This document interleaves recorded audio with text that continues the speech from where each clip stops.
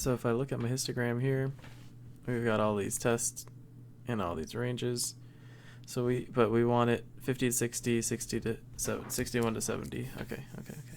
So we've got number of students, and then here we've got score. So we're gonna have 51 to 60, 61 to 70, 71 to 80, 81 to 90, 91 to 100. And then, because it's like an increasing quantitative histogram, now we do want the bars to be touching, because it will give us a sense of, are things going up or down, or how many are there and stuff like that. So let's look. How many 50 to 60 we got? 1, 2, 3, 4, 5, 6, 7, 8, 9. So first I'm just going to count these off. 9, 1, 2.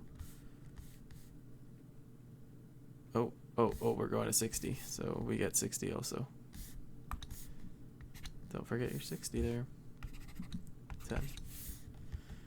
61 to 70. 1, 2, 3, 4. And then we've got our 71 to 80. That's an 80. 1, 2, 3, 4, 5, 6, 7, 8.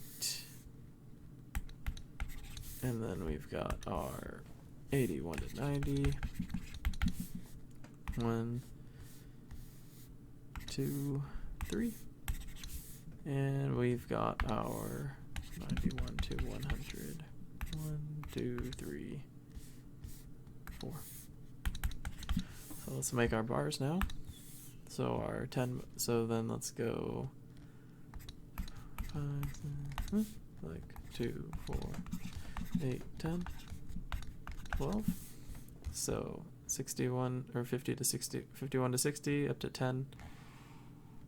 That's this bar right here. And then they are going to be touching, so I'm going to draw it like about halfway to the next bar. Then I got my 61 to 70 bar is only 4. And my 71 to 80 bar is 8.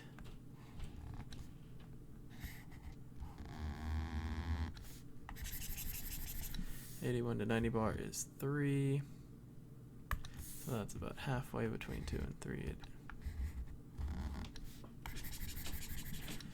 Oops, I went a little far on that bar. And then 91 to 100 is 4 again. I'm going to steal back this space. So, I don't know.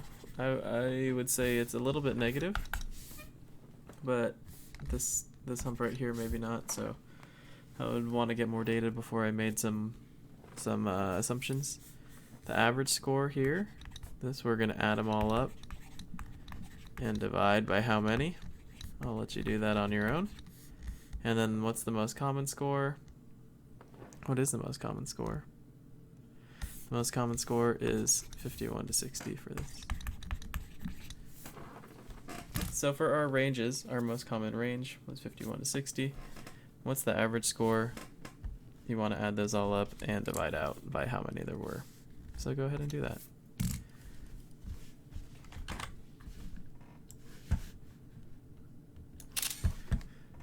Alright, so we got our last question on scatter plots. Let's see if it'll open. Try again.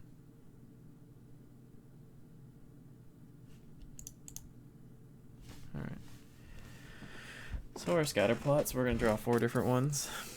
We're going to draw a positive, linear, strong one.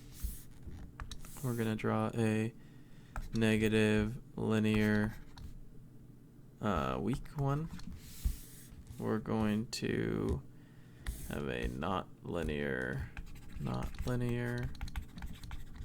weak, and then a positive, linear, weaker.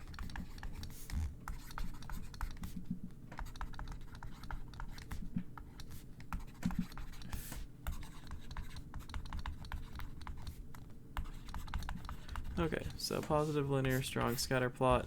That's like your most basic lot, basically a line, but it's a whole bunch of dots. A negative linear weaker scatter plot. That's going to be, it's going to be going down, but they're going to be more spread out. If it's not linear and weak, I mean, that basically just means that it is all spread out and kind of making a nebulous shape. And then a positive linear weaker graph. That is going to be similar to this negative linear weaker one, but instead it's going to vaguely be going up, but your dots are going to kind of be all spread out. And that's how you make some scatter plots.